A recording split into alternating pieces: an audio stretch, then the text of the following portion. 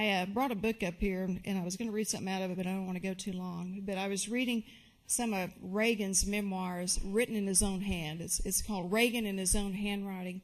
And I was reading about an article he wrote, it was a broadcast, about America's strength.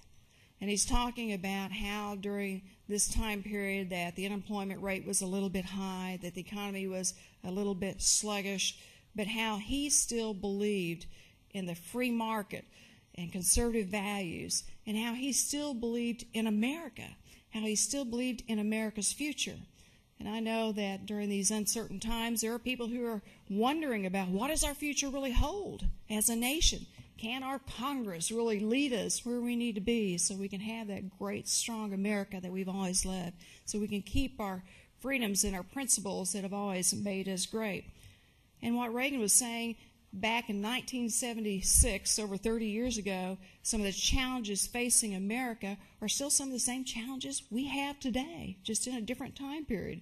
We were talking at the table about how our nation and our political system has these ebbs and flows throughout history, to where we were talking back in the 70s about the energy sector and how we were so dependent upon foreign energy, and we still are today.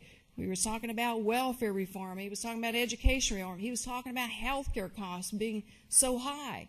We're still having some of these same issues today. And it cycles throughout periods. I've been in office long enough that I've seen our state go through budget deficits. And then I've seen our state go through highs to where we have surpluses in our rainy day deposit fund. And I've seen it go right back down. I've had to go through administrations where we had to cut our state spending by 10 to 15%, and that wasn't fun. But yet, while the rest of the nation just this year has been suffering with the housing bust, with the high energy gasoline prices that has hurt some of our businesses, in Oklahoma, we've actually had a surplus of money in our rainy day fund, around $600-700 million worth. And so I've seen those ebbs and flows and how economies can come and go, and how policies, the things that we decide, public policy-wise, can have a tremendous effect upon our national economy.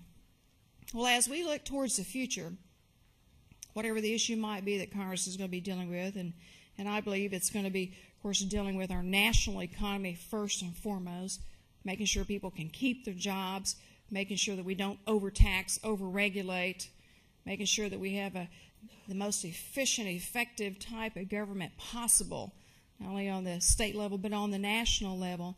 Those are going to be some of the same issues that you will be dealing with on the local level in the state legislature.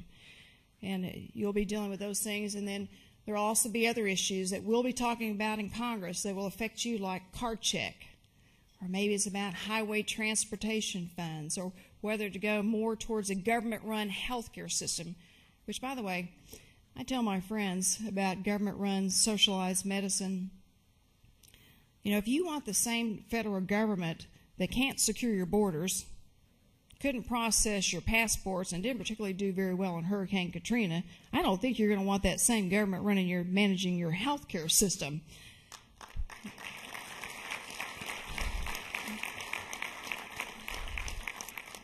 But all these challenges are going to be challenges that not only will I have to deal with on the national level, but you're going to be dealing with on the local level in the state legislature. And there will be many things ahead of you, whether it is trying to fight some of those at the Capitol who are suggesting that we raise capital gains tax, some of those who are talking about more spending, more bailouts for the auto industry.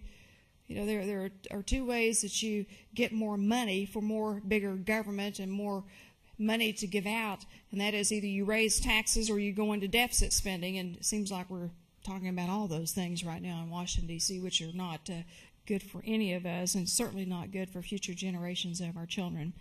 But there are many pressing issues that you'll be dealing with, many pressing issues that we'll be dealing with in Washington, D.C. And one thing I know is that ALEC has the ability, working with a partnership in the private sector and the public sector coming together, to formulate those innovative ideas of reform to be able to build economies and jobs and opportunities for all of our Americans. So let me just close by saying thank you for all that you do back in your local states, and I look forward to continuing to work with you. Thank you so much.